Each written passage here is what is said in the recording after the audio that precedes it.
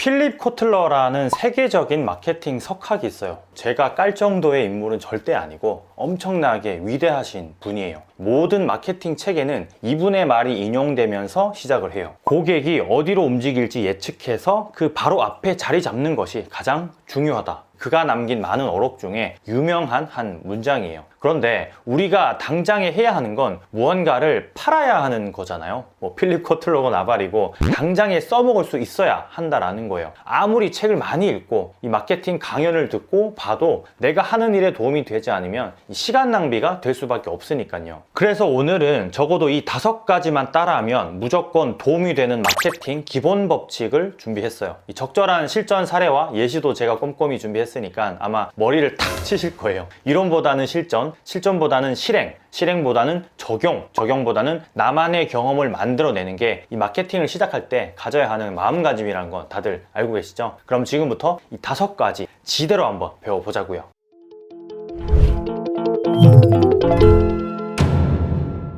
이 짜장면으로 말할 것 같으면 국내 1위 먹방 유튜버 찌양이 먹고서 쌍따봉을 들었던 바로 그 짜장면입니다. 이 떡볶이로 말할 것 같으면 떡볶이 매니아를 자처하는 연예인 KCMC가 먹으면서 이 감동의 눈물을 흘렸다는 바로 그 떡볶이입니다. 자, 많은 사람들이 이런 카피 문구를 사용해요. 왜일까요? 이 맛있는 건 알겠는데 왜 자꾸 유명한 사람들이 극찬했다고, 맛있다고, 방문했다고 이 사인까지 써붙이고 이 사진 한 장 꼭 찍어서 이 벽에 걸어두는 걸까요? 네, 바로 권위성 때문에 그래요. 권위성. 권위는 뭐예요? 국어 사전에는 제도, 이념, 인격, 지위 등이 그 가치의 우위성을 공인시키는 능력 또는 위력이라고 나와 있어요. 한마디로 좀 쉽게 이야기하면 권위는 영향력이라고 생각하시면 쉬워요. 우리는 흔히 유명한 사람이나 이 사회적으로 위치가 있는 사람들은 무언가 특별한 걸 즐긴다라는 생각을 가지게 돼요. 월 1억씩 버는 사람들은 어떤 음식을 먹을까 하고 말이에요. 그런데 똑같아요. 우리랑 별반 다를 게 없다라는 거예요. 라면도 먹고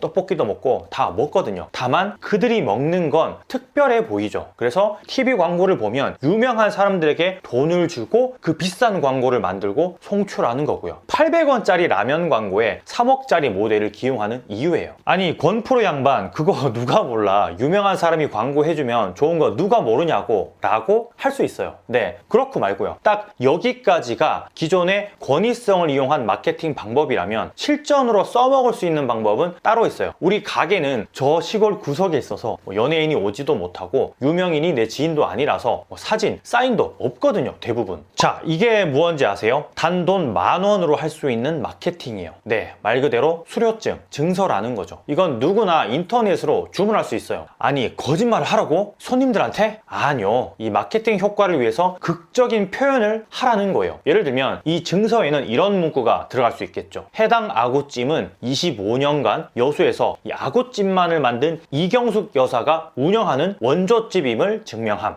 해당 짬뽕은 스프가 아닌 사골 육수로 만들어진 짬뽕임을 보증함. 이건 손님을 속이는 것도 아니고 단순히 마케팅적인 효과를 볼 수 있는 방법이에요. 여기에 권위를 조금 더하면 이런 형태가 되겠죠. 아구찜을 52년간 만드신 속초의 김정자 마스터 셰프가 얘기한 아구찜 3대 법칙의 레시피를 온전히 담아서 만들고 있음. 자, 어떤가요? 무언가 믿음이 가지 않으신가요? 김정자 마스터 셰프가 실존 인물이라는 가정하에 전혀 거짓 없는, 하지만 신뢰도가 상승하는 권위와 마케팅 카피를 활용한 문장이에요. 그냥 아구찜을 먹는 사람과 저런 문장을 보고 먹는 사람의 뇌는 이미 매장에 입장을 하면서부터 이 세팅 값이 달라져요. 뇌의 세팅 값이 말이에요. 심지어 맛이 없어도 이게 진짜 아구찜 맛이구나 라고 할 수도 있다라는 거예요. 권위성을 마케팅에 활용하라고 하지만 정작 실전에서는 지인 중에 유명한 사람도 없고 연예인을 광고 모델로 기용하기도 힘들기 때문에 적절하게 센스를 발휘해야 돼요. 굳이 위 같은 사례가 아니더라도 심플한 액자 하나, 증서 하나가 매장의 가치를 높여줘요. 그게 곧 고객 만족도가 올라간다는 뜻이고요. 1만원짜리 돈가스와 5천원짜리 돈가스 중에 여러분은 어떤 걸 사드시겠어요? 전 1만원짜리 돈가스를 사 먹고 싶은데 혹시 5천원짜리 돈가스 드시고 싶으신 분 계신가요? 왠지 5천원짜리 돈가스는 통등심이 아닐 것 같고 믹서기로 갈은 고기가 어느 정도 들어갈 것 같으며 소스 역시도 맛이 없을 것 같은 느낌이 드시죠? 느끼시진 않으셨나요? 네, 이게 바로 가격 밸류의 효과예요. 싸면 잘 팔린다라는 게 사실 아주 오래전부터 전해 내려오는 장사의 한 방법이었어요. 그래서 박리담의 아이템들이 우후죽순으로 쏟아져 나오기도 했고요. 그런데 비싸야만 제 가치를 인정받는 시대가 도래했어요. 싸다고 해서 잘 팔린다는 개념은 없어지고 있다라는 거예요. 이제 누구든 배불리 먹는 시대이고 한 입에 10,000원짜리 디저트도 불티나게 팔리고 있으며 커피값이 밥값을 넘어선 지 오래예요. 그만큼 타겟을 정조준하면 그런 사람들로만 장사를 할 수 있다라는 거죠. 5,000원짜리 돈가스를 파는 곳에는 5,000원짜리 손님이 오고 10,000원짜리 돈가스를 파는 곳에는 10,000원짜리 손님이 와요. 제가 일전에 소개해드렸던 이 세종시에 있는 항아리 돈가스는 돈가스 가격이 무려 13,000원이에요. 보통 돈가스의 2배의 가격이죠. 그런데도 손님이 줄을 서고 먹으려고 해요. 이유는 타겟이 13,000원을 지불할 수 있는 손님인 거고 그런 사람들만을 상대로 장사를 하기 때문인 거예요. 물론 그만큼의 상품성, 즉 맛이나 서비스가 뒷받침되어야 하겠지만 이 가격을 높이면 가치가 함께 올라가기 때문에 무척이나 중요한 사안이에요. 당신의 가격은 틀렸습니다를 집필한 김유진 대표는 책에서 이런 말을 해요. 비싸도 사야 할 이유를 만들면 된다라고 말이에요. 고객은 행복한 만큼 낸다라는 그의 어록과 이 앞뒤가 맞는 그런 맥락이 드러나는 대목이죠. 뉴질랜드에 코흐 로드라는 아이스크림이 있어요. 드셔보신 분이 있는지 모르겠는데 코흐 로드는 바닐라 농축액으로 만든 아이스크림이 아니라 마다가스카르에서 공수한 바닐라 씨앗으로 이 아이스크림 향을 내요. 처음 납품할 때 기존 아이스크림보다 2배나 비싼 가격 때문에 슈퍼마켓 관계자들이 무슨 아이스크림이 왜 이렇게 비싸요? 라고 모든 슈퍼에서 납품을 거절했어요. 대표인 그레그 홀이라는 사람이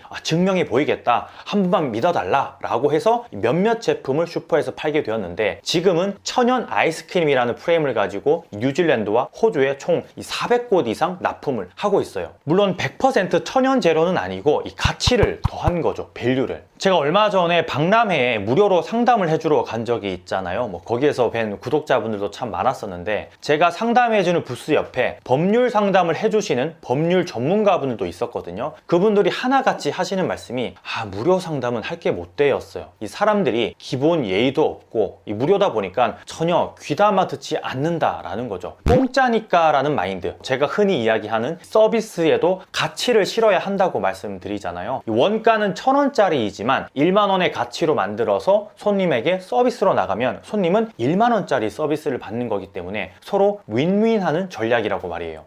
서비스에 가치를 부여하는 방법은 이 영상을 보시면 되고요. 결국 경쟁에서 이기기 위해서 싸게 파는 건 그리 좋지 못한 마케팅 수단이라는 거. 오히려 상품성을 높여서 더 고급스럽게 가치 있게 가격을 높여받는 게 장기적으로는 좋은 선택이 될 수 있다는 말을 드리고 싶어요. 1,000원, 2,000원 올리는 거 그거 눈치 보면 이 장사 못하니까 조금만 더 과감해지세요. 1,000원 올랐다고 안 오는 손님은 딱 거기까지예요. 단 1,000원을 올리든 2,000원을 올리든 원가 200원, 300원짜리를 1,000원, 2,000원의 가치를 실어서 서비스하는 것도 꼭 잊지 마시고요. 한 번 먹어본 햄버거와 그렇지 않은 햄버거, 여러분들은 만약 한 번 먹어본 햄버거가 미친 듯이 맛이 없지 않다면 어떤 걸 선택하시겠어요? 미국의 한 연구 결과에 따르면 한 번 먹어본 햄버거를 선택할 확률이 무려 75%가 넘는다고 해요. 이건 우리나라에도 비슷한 조사 결과가 있어요. 코로나 이후에 배달이 호황을 맞으면서 어느 한 리서치 조사기관에서 설문한 것인데 표본이 조금 작았던 기억이 있지만 한 번이라도 먹어본 음식을 선택한다였어요. 음식을 놓고 고민이 될 때 말이에요. 그만큼 수많은 가게들, 배달 음식점, 넘쳐나는 먹거리 때문에 사람들은 선택장애에 놓여 있다라는 거예요. 이걸 왜 제가 말씀드리냐 하면 착각에 대부분 빠져 살거든요. 무슨 착각일까요? 네, 손해본다는 착각. 제가 지금 이야기하고 있는 건 고객